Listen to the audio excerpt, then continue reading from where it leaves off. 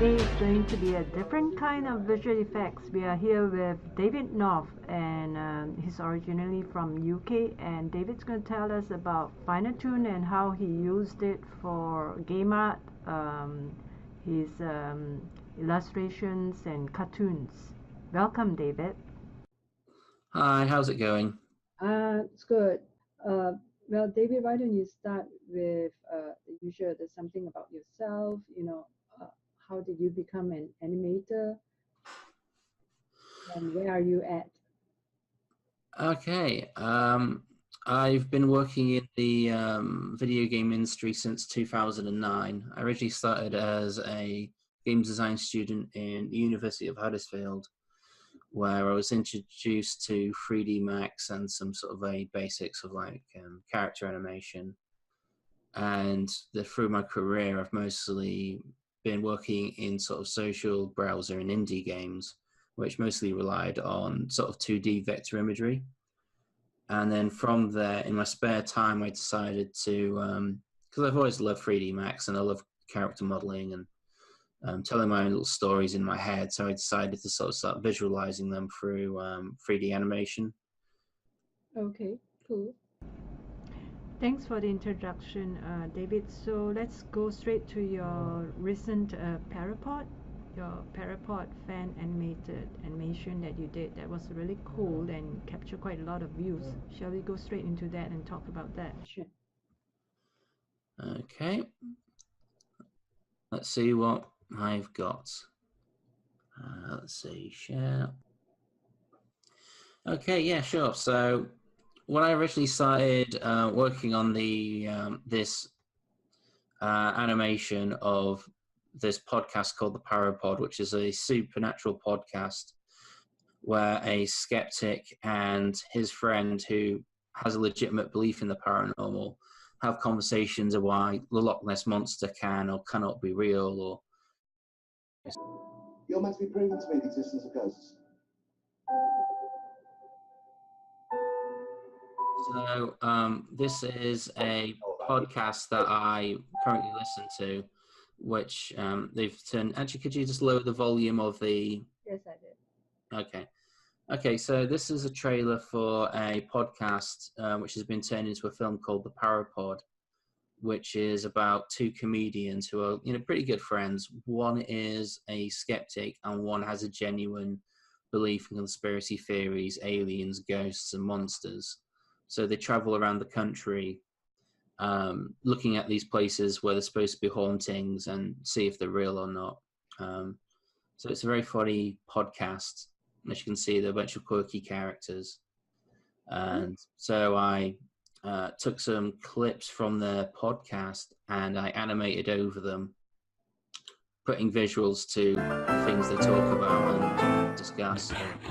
Right, so let's break this down. When did it start? When was the origin? 95. 1995. So had it existed up to that point, or was it a new thing? It was sort of a new thing then. So it was born in 1995. Yeah, or escaped in 1995. Well, which is it? Well, one of my theories, Yeah. escaped in 1995. It escaped. Okay. Yeah. What did it escape from, in your theory? There's a couple of suggestions for it. One, at the time, people Yeah. were seeing loads of lights in the sky, loads of UFOs. Right. People think it could have been like an alien sort of pet.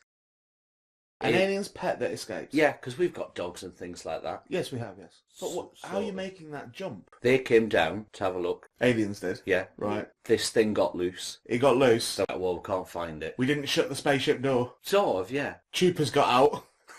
Yeah. Well, and then they just stood there calling it for a bit and went, no, that's gone. Come on, back to Mars. So- Leave it here. Yeah. This is the problem with lunatics like you. You've given it a backstory that... Where's the evidence of that it was an alien's pet? Just what it could have been, because of all the lights in the sky. I mean, what it could have been? It could have been just CGI'd. Well, anyway. It could be a myth. Why is that not more plausible?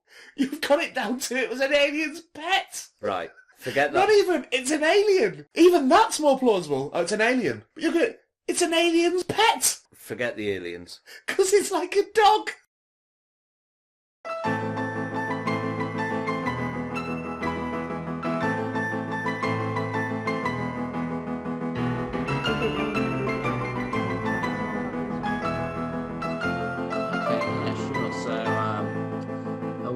did was I kind of took the audio from the original podcast. I edited it down from maybe 2 hours to about just under 2 minutes.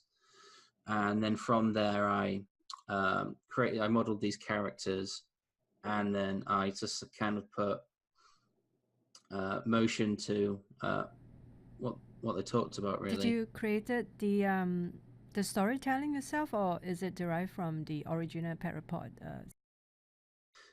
It's from the original Parapod podcast, really. They had a genuine conversation about the Chupacabra, and that was one of Barry, who's over here, the one in blue, his theory about where they came from. And so how long did you take to do the 3D modeling, the rigging?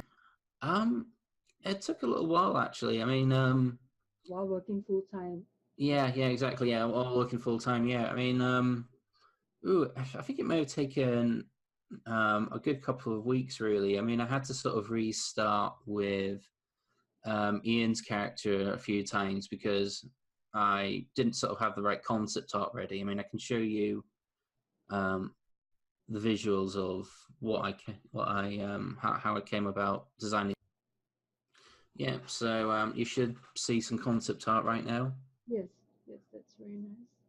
Yeah, so I just started off with some sort of rough sketches, right, and just trying to get the feeling for the characters, really. I mean, Barry's face is kind of very unique with the nose, and trying to get that shape right, and also just sort of like the roundness of the head. Okay, you mean the guy with the beard? Oh yeah, the guy in blue. Blue. Okay. And so yeah, it took a while, really. I mean, the beauty of sort of using finalToon is I use it while I'm modeling the characters, just to make sure it's kind of consistent with the concept art of the 2D illustrated characters. Okay. And yeah, I use finalToon while I'm modeling before I do the animating, really. It's sort of just like, say for example here, right, the body isn't textured yet, really. I kind of, so this is an example, really, where I've mostly just focused on the head, and using finalToon, I was doing lots of tests with the character modeling, just to make sure it has the kind of like the correct look. So that's the outline and internal lines, and does it cover the shading as well? Yeah, exactly. Yeah, I mean, it's currently all being toon shaded right now, but you can only mostly notice the toon shading on the untextured lower body here, which is sort of like white and with a bit of blue shadow. Okay. That will, just to make sure that I'm sort of keeping consistent with the art style as well. And it would be kind of a bad idea to model the character first and then put the toon shading on, really. Right. So how did you discover finalToon? Now here you see a lot of finalToon lines, right? And yeah, this is nice. Well, the thing is, I always sort of wanted to use a toon shader over my work. So originally I used, for my first shot, I used a different toon shader software, but that company went out of business. So I had to find an alternative, really. And 3D Max was doing a video presentation of a children's TV show they made called Imaginext Adventures.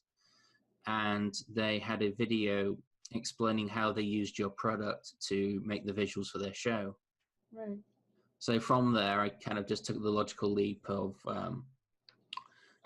going to the website and testing it out on the trial software that you have. And then just learning it that way until I sort of had enough money to buy the full software. Okay, so you started this while you were still learning animation. Yeah, I mean, the thing is, it's something I've had to relearn, really. It's a lot like if you don't go to a life drawing class for a very long time, or you don't go to the gym. As soon as you go back to doing it again, it's quite hard. And even with the Parapod, I had to sort of get advice from animator friends, really, to make sure I sort of just got the process correct. Because originally I was animating this without using storyboards, so the poses of the characters were looking kind of wrong, and they weren't very good at visually communicating what they were trying to express through their movements. It was sort of very kind of rigid and not very good. Okay, so game boarding is something new to you. You're more of a 3D character animator, I believe. I mean, this is a hobby, really. Things I don't do much 3D animation at work, so Modeling, right? yeah, I'm more of a 3D modeler, really, and then they get other people. I mean, depending who I'm working with, they can usually rig and animate the characters. So with this, I just had to do the animation myself, really. What I suggest now, David, is let's show some of the finalToon tutorials you did. Add a basic material and the line work, and then we're going to add the extra line work, which is going to be provided via smoothing groups, and we're going to learn how to blend those to get these desired effects of sort of lines, creases, wrinkles, all that lovely stuff. And then we're going to add some placeholder finalToon materials. We're just going to see how that works with the lighting and see what kind of effects we want to get, and how we can alter those settings to maybe get something a bit more desirable. And finally, we're going to add the textures, and then we're going to learn a special little David North trick in terms of sort of making the shadows do what you want them to do, or at least create the illusion of it, so you can get that 2D animated look and feel, especially in the face.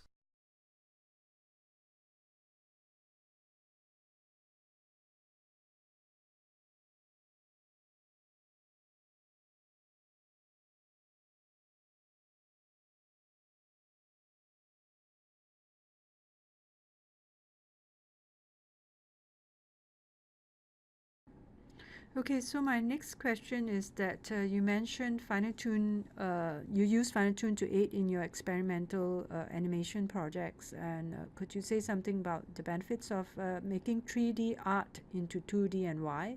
And of course, you said it's only meant for those who don't work in a team. Yeah, definitely. There's something I've always noticed in video games throughout the years, where video games which use a process called toon shading or cell shading, they usually age a lot better than video games which try and sort of use the most advanced graphics at the time. Okay. Because they're the ones that usually age more, and they usually need a lot more work in them. Things like normal mapping and mental ray and Right. all these sort of like very time-consuming processes just to get something which looks photorealistic. But then photorealism, working in 3D, something I've noticed, especially in video games, is a lot of the previous generation of consoles, like the Dreamcast or the PlayStation or the PlayStation 2, Xbox, Right. is that the visuals age pretty badly when it comes to aesthetics, which are trying to be more realistic looking. Right. And so, though games like Jet Set Radio or Legend of Zelda Wind Waker, those games were sort of they've got a timeless look to them, because they're not trying to replicate photorealism or using sort of like techniques like normal mapping or mental ray, which you sort of use in other, like, let's say for example like 3D animation. There was an animated movie called Final Fantasy: The Spirits Within, Right. and that was sort of boasting at the time sort of photorealistic characters. But now, if you watch that movie now, it's aged pretty badly. Right.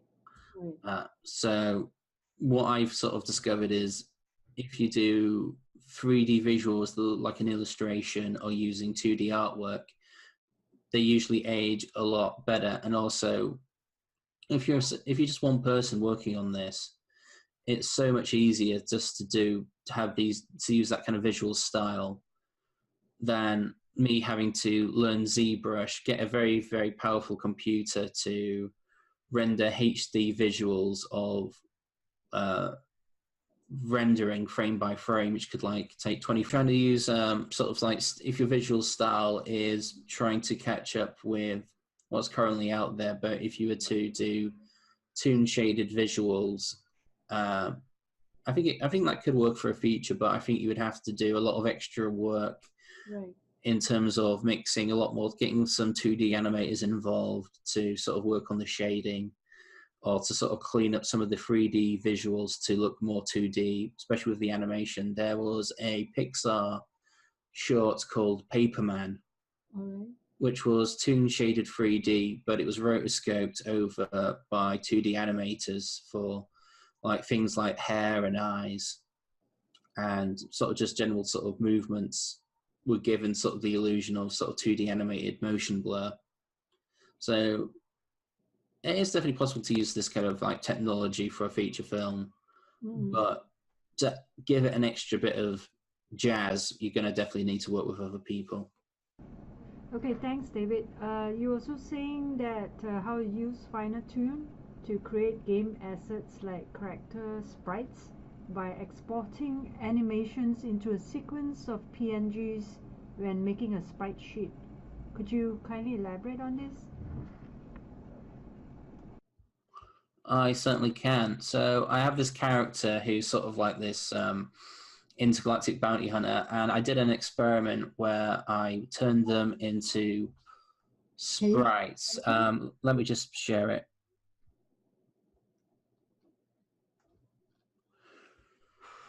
Okay, so let's have a look. Open.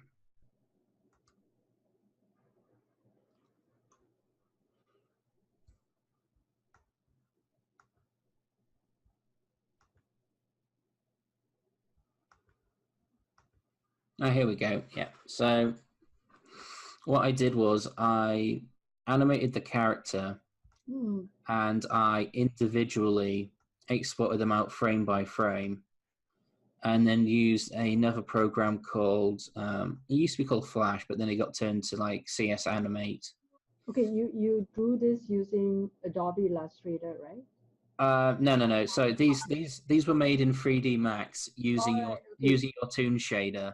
And that's how okay. So you have kind of exported as 2D art now. Yes. And then I turned it into something called a sprite shoot, which is a little bit like a film strip, right? Where each image is a different movement.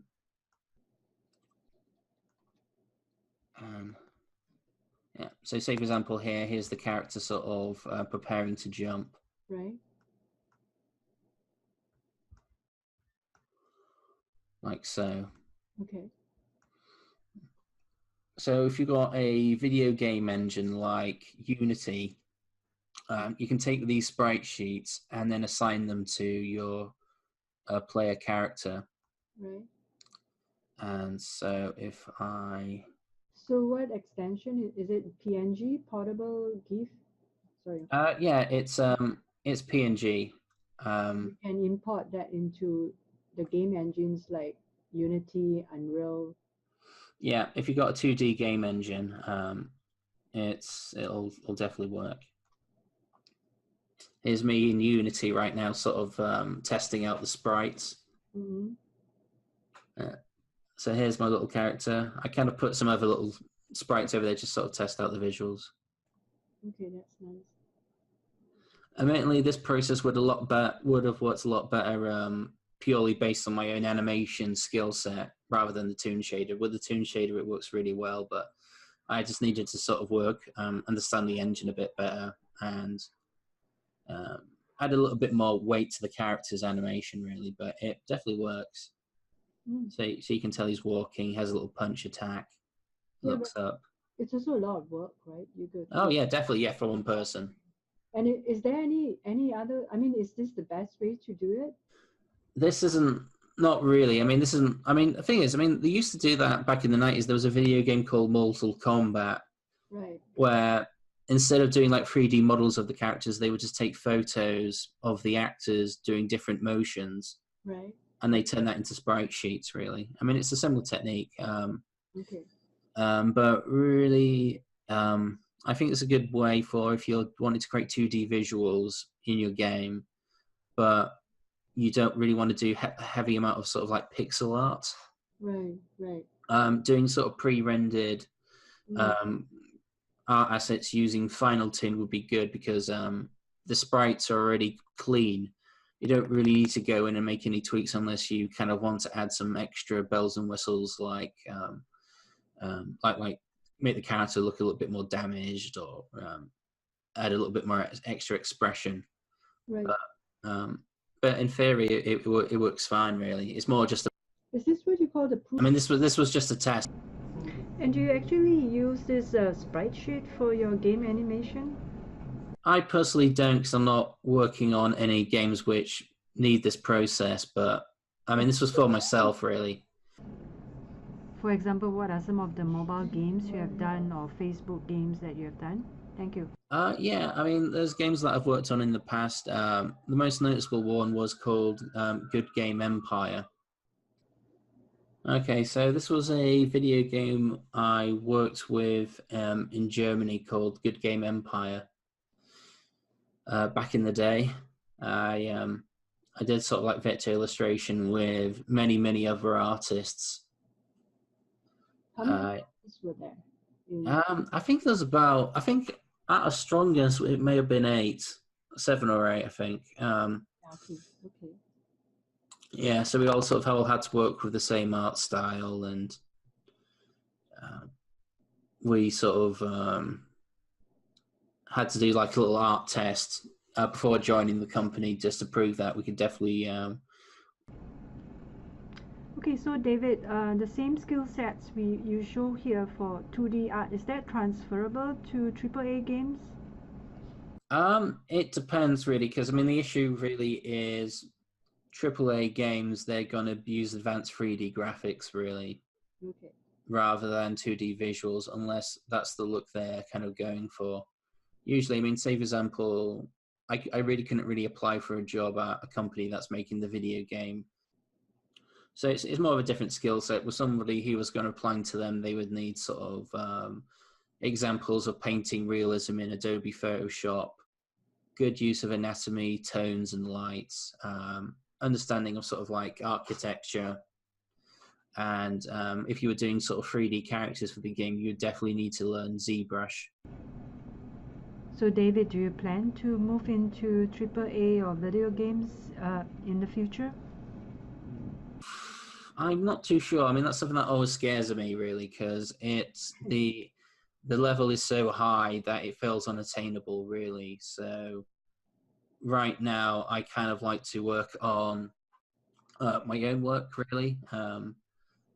Just kind of work from my own standards, and then hopefully there's people out there who want to work with me based on the stuff I do in my free time.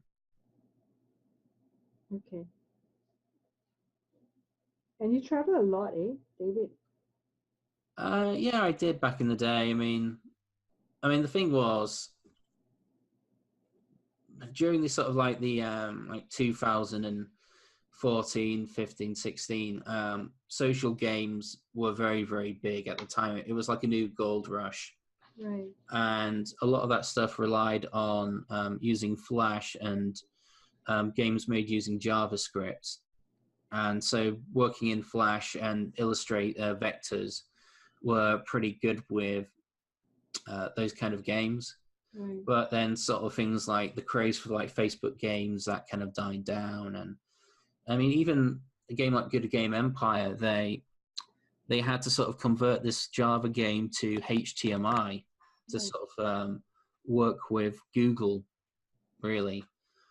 And so you have to sort of always get with the times when you're working in the games industry, really.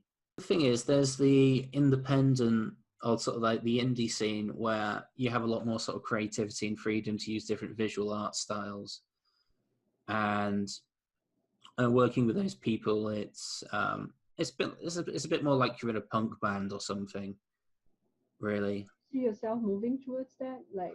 Yeah, I think so. I think I'm more better suited to indie, really, where there's a lot more sort of experimentation and freedom, and it's not like, okay, we all have to copy what's popular. So David, could you talk a bit more elaborate, a bit more on your tool set? So I know you're good at Adobe Creative Suite, you are good at 3ds Max, and that's why you're using finalToon. What else should someone who's interested to become a game artist, what are the tool sets the person should master? I think it's usually learning. I mean, the thing is, it's good to learn about game engines in general, things like Unity, the Cry engine, or Unreal Engine. That's the big one, the Unreal Engine. Usually, you can download a free trial version of those, as long as you're not actually making a proper game that you intend to polish and make money. There's like freebie versions of that software to sort of integrate your 3D Max. So do you normally import Max, the stuff you do in Max or Adobe? Well, the only way you can import finalToon work is the example that I made, where it's you've taken you've rendered your artwork using finalToon into 2D images or caught into a sprite sheet. Really, I mean, what you could do is perhaps use finalToon to sort of test your toon shading before you use the toon shaders in the game engine. Okay. So you could use that as a way of doing pre-visuals before you integrate those characters. But you do have to do your unique 3D character modeling out of the game engines, because it doesn't seem to be a modeling software. Or can you actually do high quality models inside the game engine? Not really. You usually have to usually import the art assets into the game engine. Yeah. I mean, what game engines can do is my experience is Unity, so usually they can create little boxes or geometric shapes for you to sort of test out the environment, or to make sort of like placeholders pretty much before the 3D environment artists or the character modelers or the animators sort of import their work into the engine. The thing is, you have to use ZBrush to create your normal maps for your character model. Okay. Okay. And so, I mean, the thing is, it's just that really, and also just the tech really. I mean, the beauty of sort of using finalToon for my personal animations is that I can just do it within my laptop. You know, I don't have like I can't even play video games on this laptop, so. Oh, well, I'm hoping that since you're a user of finalToon, that it goes into your professional work as well. And yeah, I mean, I think the way that's going to be more professionally is if I do animation outside of video games, really. So if it become more of a animator as a side project for people, like maybe someone needs an animation for their YouTube video intro, then I could use this process based on my previous work, you know, so I can go over to someone, okay, these are the kind of visuals I create. This is the kind of the niche I've created for myself here. I see. Okay. And, you know, at some point, create visual effects for like a live action short, like a, do you remember that movie Tron? Tron, yes.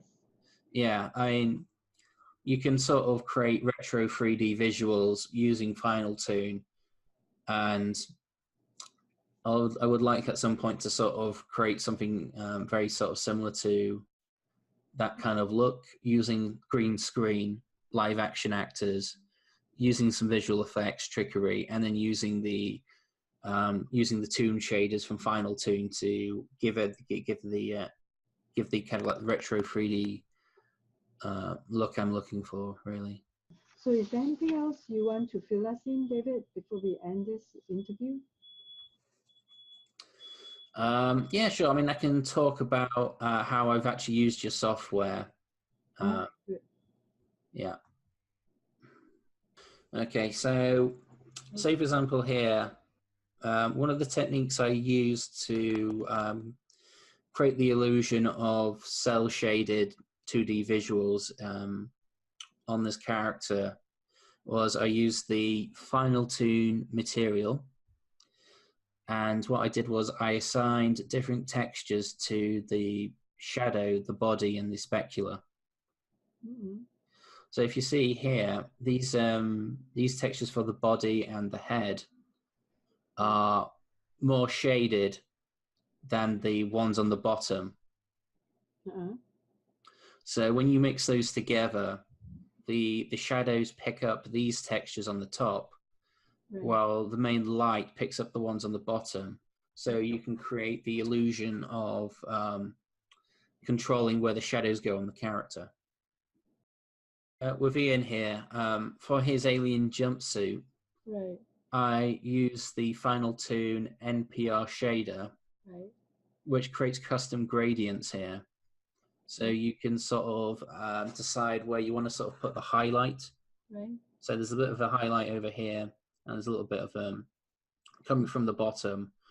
But to contrast the highlight, I needed to custom a darker shade here. Mm.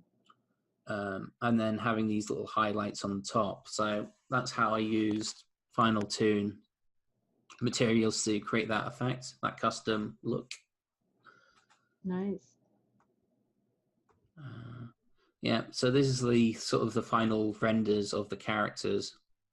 I customized the line art, so certain parts would have thinner outlines on the tips. So say for example, in art terms it's called line weighting. Line weighting, all right. Yeah. So I created these different custom line styles depending on what part of the character. So I didn't even model eyebrows for Barry. Instead, I used smoothing groups to create these lines above here. Can you show us? Yeah, sure. I have a question on my mind, David. It's a bit silly, but why does all the cartoon characters have only 4 fingers always?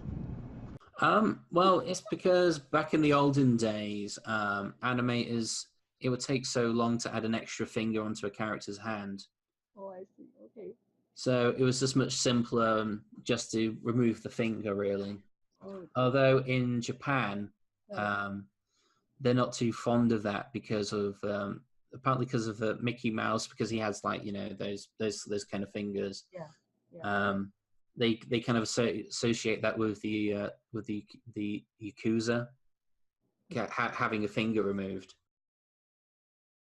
So if I were to look at this character, so I've unsmoothed him, and just double checking I'm on the right thing. Yes, I am. Good. Turn down the morphers. Well, that's finalToon, right? Oh yes. Yeah. So all these characters have finalToon materials assigned to them, which only become visible when you hit the render kit. When you hit the render. Can you actually showcase the rendering of it? Yeah, sure, I can do that. I just want to make sure I'm not saving over my own work before I do that. So. Hello there. So I've just opened up 3D Max just to see what we can see. I've got all these characters with the finalToon toon shader, and as you can see here, the mouths are flat planes using a material to sort of animate through the frames of the texture to sort of give different little mouth flaps. So that's just kind of separate from the character models and the renderer, because transparencies and opacity maps always seem to have an issue with toon shaders in general. So these won't be rendered right now. So if I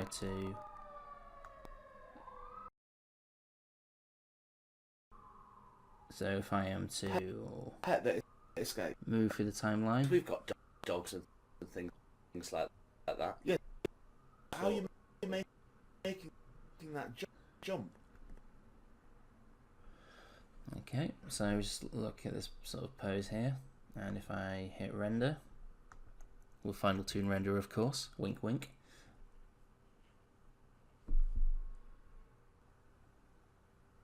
And there you have it. So what I'm doing here is I'm using smoothing groups to create the eyebrows here, as I may have mentioned before. Little details there just around the nose where the cheeks are, the kind of earlobe here, and same with the Ian character as well. So if you were to sort of zoom into the Ian, like so,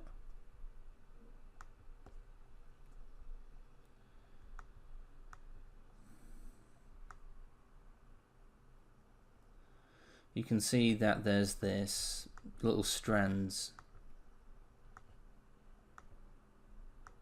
of hair here, which is a line which I put a separate toon shader on with certain kind of like line details assigned to it to give it that hair look.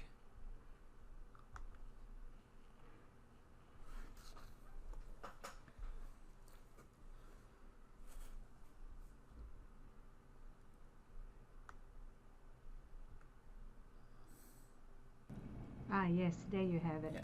So lines usually look a bit more visible, more zoomed out, but if you sort of zoom in, the lines sort of keep the same width. So that's another little detail as well, which can be turned on and off, I believe. But yeah, you can see all these little individual lines are put around the model, and then use a separate toon shader for those. And the bangs under the eyes here, those are smoothing groups.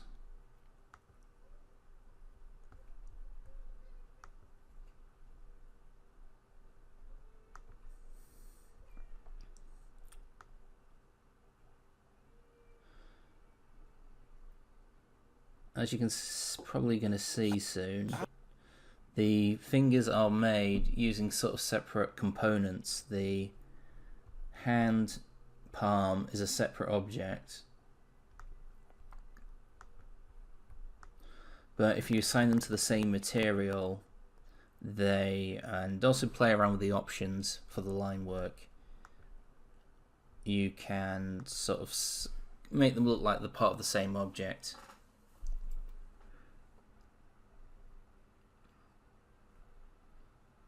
Like so. Also with the arm here as well, it's connected. So as you can see, the objects are individual models, and yet share the same material, so they look like they're part of the same object, which sort of just helped with speed of the character modeling. Also, hands are incredibly tricky, and especially with this, it was kind of very experimental. So it did the job. You know, there's work I could do on this to make it better, but that's going to be mostly adding smoothing groups to add a little bit more definition, like a little crease or a little wrinkle in the palm. Yes, I mean it does make cartooning the lines much easier.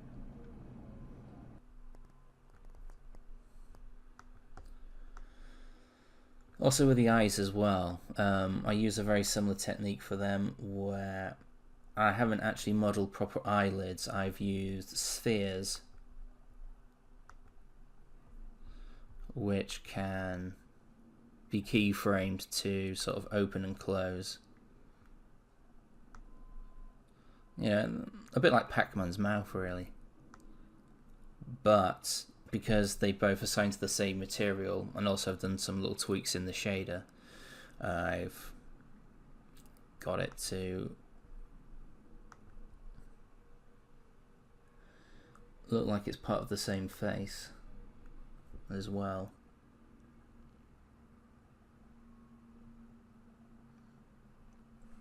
So you still sort of see some little lines there, but it still kind of works for the character, like so. I mean, that was very sort of tricky. It was a lot of experimentation with different sort of materials and seeing how they would interact with each other, and then doing lots of tweaking.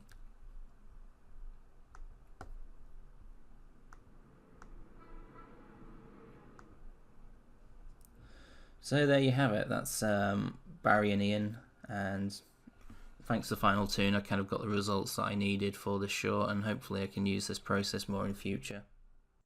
Thank you for this finalToon talk. Yeah. Thank you.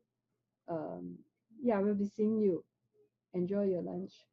Thank you very much. Thank you, David. Thanks. Bye. Bye-bye.